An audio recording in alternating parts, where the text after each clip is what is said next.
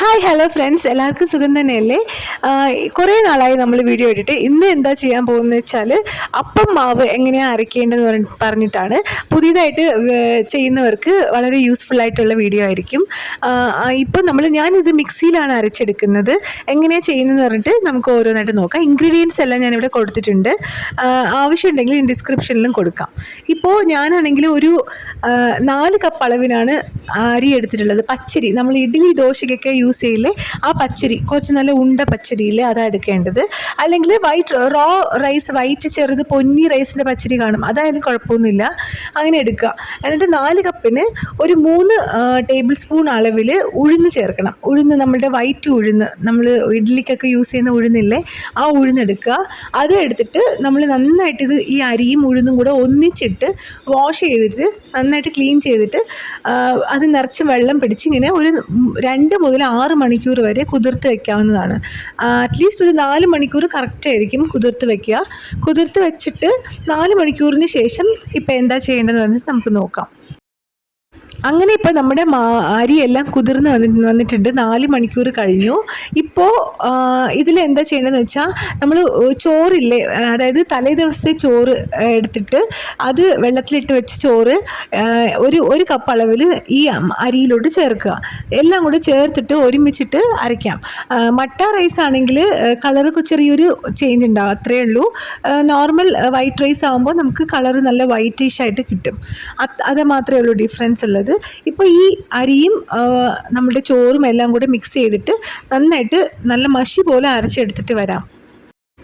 ഇപ്പോൾ നമുക്ക് ഈ ചോറ് ഇട്ടിട്ട് നന്നായിട്ട് കൈ കൊണ്ട് ഒന്ന് മിക്സ് ചെയ്ത് കൊടുക്കാം. എല്ലാം കൂടെ ആ ചോറും അരിയും ഉഴുന്നും എല്ലാം കൂടെ ഈവനായിട്ട് മിക്സ് ആവുന്ന രീതിക്ക് ഒന്ന് മിക്സ് ചെയ്ത് കൊടുക്കുക.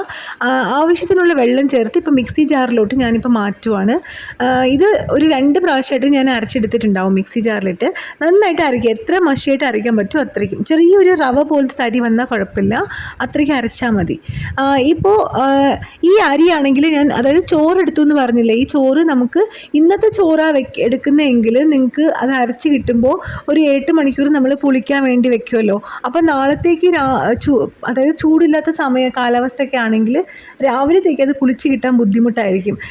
അതിന് പകരം ചിലപ്പോൾ ഉച്ചയ്ക്ക് ശേഷം വൈകിട്ട് അങ്ങനെ ആയിരിക്കും പുളിച്ച് കിട്ടുക. അതുകൊണ്ട് ഞാൻ സാധാരണ എപ്പോഴും ഇന്നലെ വെച്ച ചോറിൽ വെള്ളം ഒഴിച്ച് വെച്ചിട്ട് ആ ചോറാണ് ഞാൻ അടുത്ത ദിവസം അപ്പത്തിനിട്ട് അരയ്ക്കാനായിട്ട് എടുക്കുന്നത്. അപ്പോൾ അങ്ങനെ യൂസ് ചെയ്യുമ്പോൾ നമുക്ക് രാവിലത്തേക്ക് പെട്ടെന്ന് പുളിച്ച് കിട്ടുകയും ചെയ്യും, നന്നായിട്ട് പൊങ്ങി വന്നിട്ടുണ്ടാവും, നല്ല സോഫ്റ്റായിട്ട് പഞ്ഞി പോലത്തെ അപ്പം കിട്ടുകയും ചെയ്യും.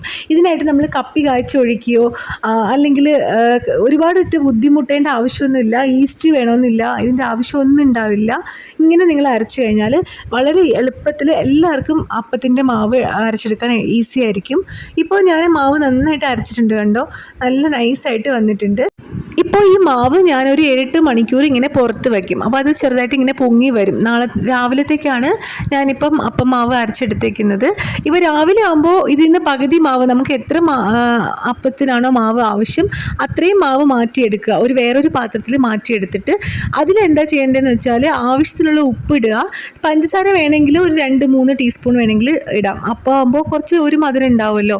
അപ്പോൾ കുറച്ച് പഞ്ചസാരയും ഇട്ടിട്ട് അതിൻ്റെ കൂടെ എന്താണെന്ന് വെച്ചാൽ നമ്മളുടെ അപ്പ സോഡ എന്ന് പറയില്ല, അപ്പ സോഡ, അതായത് സോഡിയം ബൈകാർബണേറ്റ്, സോഡാപ്പൊടി, നമ്മുടെ സോഡാപ്പൊടി എടുത്തിട്ട് അത് ഒരു 1/4 ടീസ്പൂൺ ഇട്ടാൽ മതി. അതും കൂടെ ഇട്ടിട്ട് നന്നായിട്ട് ആവശ്യത്തിന് കുറച്ച് വെള്ളം വേണമെങ്കിൽ ചേർക്കാം. അല്ലെങ്കിൽ ഈ സമയത്തിന് ഈ അപ്പത്തിൻ്റെ മാവാകുമ്പോൾ കുറച്ച് ഇരുന്നത് തിക്നെസ് ആവുകയുള്ളൂ. അപ്പോൾ നമുക്ക് അതിൽ കുറച്ച് വെള്ളം ചേർത്ത് ചുട്ടാലും നല്ല ടേസ്റ്റ് തന്നെ ആയിരിക്കും. അല്ലെങ്കിൽ തേങ്ങാപ്പാലില്ലേ, ഒരു 1/2 കപ്പ് തേങ്ങാപ്പാൽ എടുത്ത് അതിൽ ചേർത്തിട്ട് അതിൻ്റെ കൂടെ ഈ പറഞ്ഞ പഞ്ചസാരയും ഉപ്പും അതായത് സോഡ പൊടിയും കൂടെ ചേർത്ത് നന്നായിട്ട് മിക്സ് ചെയ്യുക. മിക്സ് ചെയ്ത് ഒരു 5-10 മിനിറ്റ് വെച്ചിട്ട് നമുക്ക് ഉടനെ ഇങ്ങനെ നോൺ സ്റ്റിക്ക് പാൻ ആണെങ്കിൽ എളുപ്പത്തിൽ ചുട്ടെടുക്കാൻ പറ്റും. അപ്പം നമ്മുടെ ഇരുമ്പ് കല്ലാണെങ്കിലും കുഴപ്പമില്ല, അതിൽ കുറച്ച് എണ്ണ തടവേണ്ടി വരുമെന്നല്ലേ ഉള്ളൂ, അതായത് നല്ലെണ്ണ, അതും കൂടെ തടവിയിട്ട് നമുക്ക് ഇതുപോലെ നന്നായിട്ട് ചുട്ടെടുക്കാൻ പറ്റും. നല്ല സോഫ്റ്റായിട്ട് പൂ പോലത്തെ പഞ്ഞി പോലത്തെ അപ്പം നമുക്ക് കിട്ടും. അപ്പോൾ ഇതുപോലെ നിങ്ങൾ ട്രൈ ചെയ്ത് നോക്കൂ. കണ്ടോ, നല്ല സൈഡിൽ നിങ്ങൾക്ക് അതായത് കൂടുതൽ ചുമക്കണ്ടെന്നുണ്ടെങ്കിൽ ആ സൈഡിൽ കിടന്ന ആ ഗോൾഡൻ കളർ വരുന്നതിന് മുന്നേ നമുക്ക് എടുത്താൽ നല്ല പൂ പോലത്തെ പാലപ്പം കിട്ടും. അല്ലെങ്കിൽ ഇങ്ങനെ ചെറുതായി മൊരിഞ്ഞിരിക്കുന്നതാണ് ഇവിടെ കുട്ടികൾക്കൊക്കെ ഇഷ്ടം. അതുകൊണ്ട് ഞാനിങ്ങനെ ചെറുതായിട്ട് സൈഡിൽ മൊരിച്ചാണ് എടുക്കാറുള്ളത്. അപ്പം നമ്മുടെ അപ്പം ഇവിടെ സൂപ്പറായിട്ട് റെഡി ആയിട്ടുണ്ട്. സൈഡിൽ ഞാനിവിടെ നമ്മളെ മുട്ടക്കറിയല്ല, അന്ന് ഞാൻ തക്കാളി ഉള്ളിയൊക്കെ ഇട്ടിട്ട് ഉരുളക്കിഴങ്ങൊക്കെ ഇട്ടിട്ട് ഒരു കറിയായിരുന്നു വെച്ചിട്ടുണ്ടായിരുന്നത്. നമ്മുടെ അപ്പം സോഫ്റ്റായിട്ട് സൂപ്പറായിട്ട് ടേസ്റ്റി ആയിട്ട് റെഡി ആയിട്ടുണ്ട്. നിങ്ങൾ തേങ്ങാപ്പാൽ ചേർത്ത് ചെയ്താൽ നല്ല ടേസ്റ്റ് തന്നെ ആയിരിക്കും. നിങ്ങൾക്ക് ഈ വീഡിയോ ഇഷ്ടപ്പെട്ടിട്ടുണ്ടാവുമെന്ന് വിചാരിക്കുന്നു. അപ്പോൾ പുതിയതായിട്ട് കുക്ക് ചെയ്യുന്നവരായാലും ബാച്ചിലേഴ്സ് ഒക്കെ ആയാലും ഇതുപോലെ അപ്പം മാവ് വീട്ടിൽ മിക്സിയിൽ അരച്ചെടുക്കാൻ പറ്റുന്നതേ ഉള്ളൂ. അതായത് ഗ്രൈൻഡർ വേണമെന്നൊന്നും ഇല്ല. മിക്സിയിൽ തന്നെ നന്നായിട്ട് അരച്ചെടുത്ത് കഴിഞ്ഞാൽ ഇതുപോലെ സോഫ്റ്റായിട്ട് അപ്പം കിട്ടും. ഈ വീഡിയോ ഇഷ്ടപ്പെട്ടിട്ടുണ്ടെങ്കിൽ മറക്കാതെ സബ്സ്ക്രൈബ് ചെയ്യുക, ലൈക്ക് കമൻറ്റ് ചെയ്യാൻ മറക്കരുത്. അപ്പോൾ ഈ വീഡിയോ കണ്ടതിന് നന്ദി. Thanks for watching.